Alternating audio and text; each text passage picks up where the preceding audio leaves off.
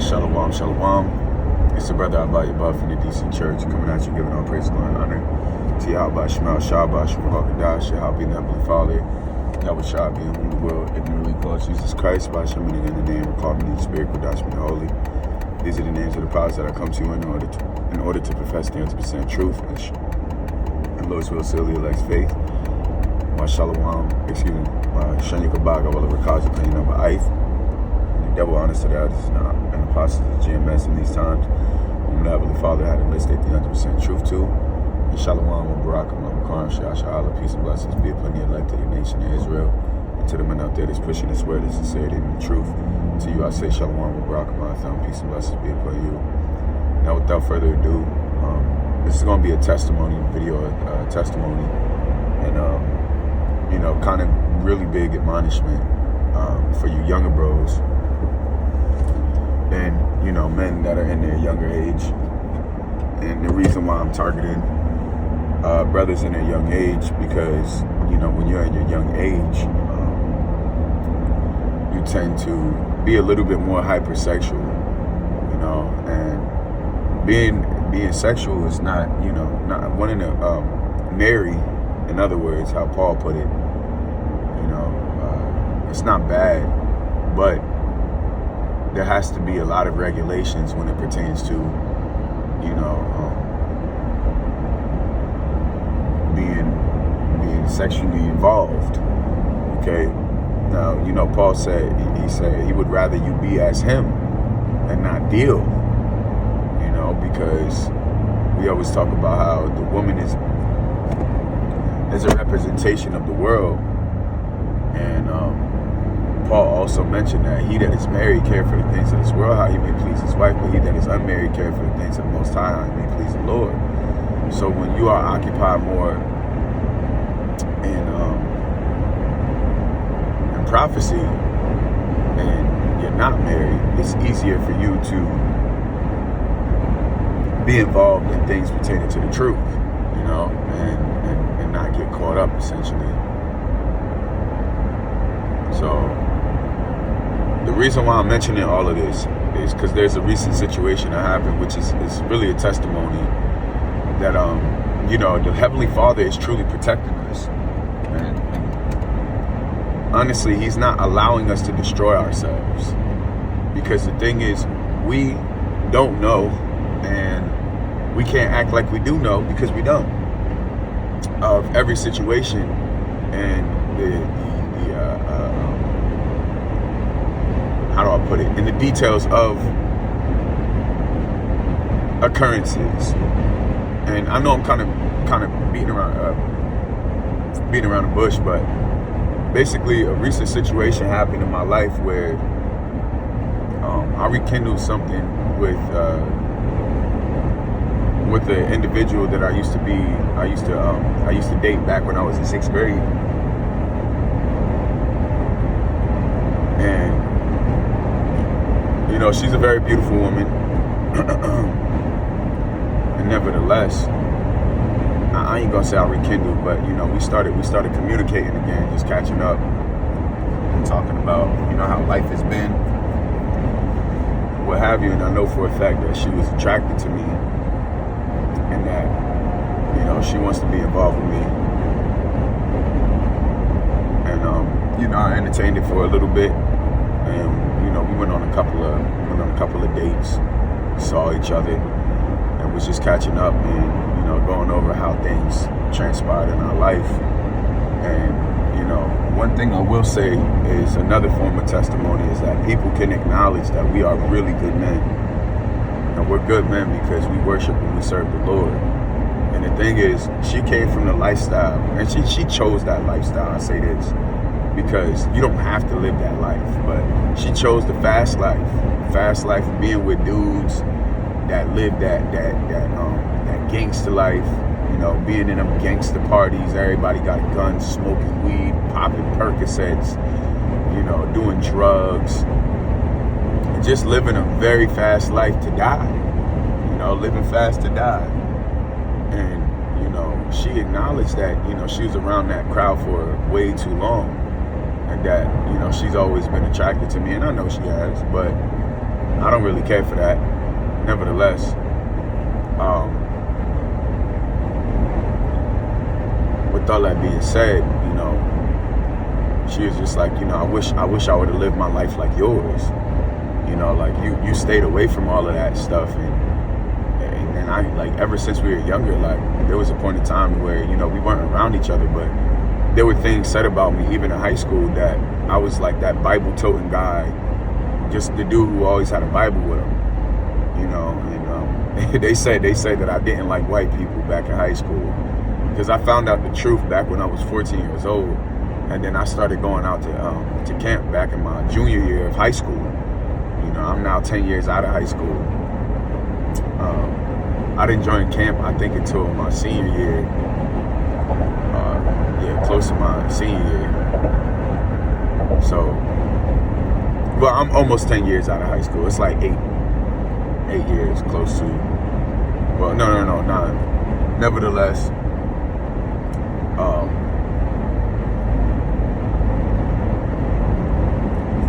and she was just giving me praise for, being able to make something of myself, and amidst, the path in life that a lot of men have, a lot of men and women of our graduating class have chosen, and I was like, I appreciate that. So, getting to really kind of the nitty gritty is, I had the opportunity to, and I'm these details that I'm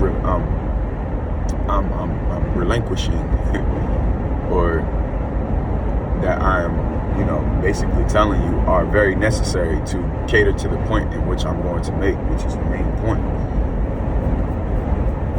This ain't gonna be a super long video either, but after I want to say 2 days, she kind of like was hinting that she is sexually attracted to me, and I didn't play too far into it, because it's a mind game with women, and every time.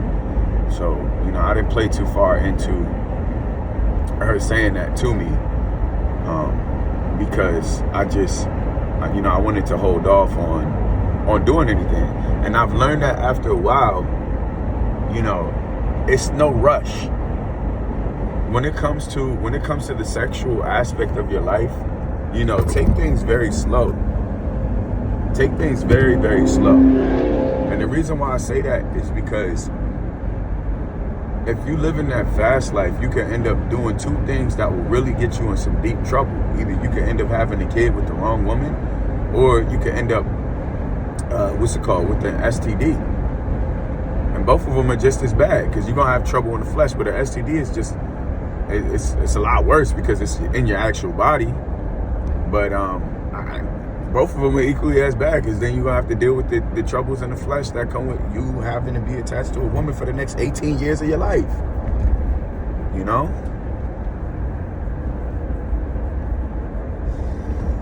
Anyhow, so she told me that, and then afterward, we had like a personal conversation in person, sometime recently. And while we were having a personal conversation in person, she was basically airing all her grievances, and I hate how my life is right now. And she kind of hinted at the point to where she was just like, I know after I tell you this information, we're probably not going to be together, or you're probably not going to want to even talk to me. And I was just like, and my thing is this, I'm like, okay, obviously it's something big to where, she wants to tell me, but she's reluctant on telling me. So that means it's something that's legitimately going to make me, not want to be with her. Not to say that I wanted to be with her in the first place, but nevertheless, if I was the type of man to just rush into things, I wouldn't have. I don't think that she would have ever told me that information. But because we're the type of men that scrutinize things, and the Lord is protecting us primarily, we had some intimate conversation to where, she basically told me that she has HSV too. And immediately when she told me that, you know, I just started thinking of Heavenly Father, like, yo, the water Yahweh Shema was shy that you have put in this, you've put the spirit on me to just relax, you know. Seen 144 just now. You put the spirit on me to just relax. And this is really why I'm making this video, for brothers to just, you know, to be mindful that the Lord is not going to allow us to destroy ourselves, but you have to calm the hell down. You got to calm the fuck down. Like, and I'm not even saying this for any like purpose of humor. Like, seriously, it's better for you to just use some fucking lotion at home, man. And I tell you that because it's a lot of dangerous things out here. Women will not tell you what's going on with that box, and they would just do things, and you would just sleep with them. And I know Jake don't like strapping up, man. Just being honest. So you just gotta be cautious. You gotta be cautious, man. And you gotta stay prayed up. Funny enough, you know, anytime I leave out the house, I make sure I anoint myself. And if I don't anoint myself, I make sure I do it. If I haven't, I'm gonna do it, you know? That saves you from a lot of stress. It saves you from a lot of situations. And, you know, these people in this world, man, like, if you're a bachelor in the truth, to be honest with you, you're in the best predicament that you could possibly be in. These people in the world come with a lot of baggage. But you know what I've noticed? People, women and men, feel obliged and feel comfortable to, again, I'm gonna use that word, relinquish information to us, very vital information and very vital details, because of who we actually are. Because we're the children of light, and we resemble that light very, very well. And that's part of the reason why individuals feel good confiding in us, because when she told me that information, I wasn't even surprised. I was like, oh, okay. And I just told her straight up. I was like, yo, it's not a big deal. Although for me, you know, that's not something I'm remotely close to interested in, or would even put myself in a predicament to where I would fall into that, you know, Lord's will. But the fact of the matter is that, you know, this world looks at us as healers. You know, the type of spirit that we have, the type of calmness that we have and mentality that we have is extremely valuable. And this world they've never seen it before. You know, because she said she didn't even tell her own mother, and she told me, you know, and I believe her. Start crying and shit. I'm like, bruh, I told her straight up. I said, look, you have multiple individuals who are healed in the scriptures of things that they were dealing with ever since their youth. I say, the problem that you have now is the Lord is calling you. But the thing is, when the Lord calls you and you don't listen, he goes to extreme measures. I'm like, something worse could have actually happened. But the Lord, you know, he calmed you down in that way. So I'm like, it is what it is. You just got to deal with that. You know? Nevertheless, my main point is really for us is that we got to be very sexually restrained, number one. And number two, you just got to slow down. You got to slow down. And the thing is, thankfully, the Heavenly Father has enough protection on us to where he won't allow us to destroy ourselves. He may allow us to fall in temptation, but not destroy ourselves, man. But it's a lot of dangerous things out here, and you don't want to end up contracting something that you're not capable of getting rid of. And for the brothers that do actually may be living with that, you know, may the Lord be with you. And I know for a fact that you do the right things, the Heavenly Father can heal you, and he will heal you, because all of everything is spiritual. You know, we're dealing with a spiritual fight opposed to a physical fight. So just keep that in mind, Akim. And may the Lord truly be with you and keep you throughout all your endeavors, you know, and protect you from these spirits that are out here, these demons that are out here, man. You know, because she was living that young and fast life, and that's how that happened, you know. But with all that, I'm going to say, you know, call Loyum La Yahweh Shema Shah, I would lum, and Shani Kabaga will recobs, you know, Aith with Shalom with Barakum of Kanshi, Ashala. Till next time, I can say Shalom. And I pray that you admonished, you know, and that you can take from this situation. And there's a lot more details I can add to it, but, you know, I got to get to the plantation. But Shalom, Akim.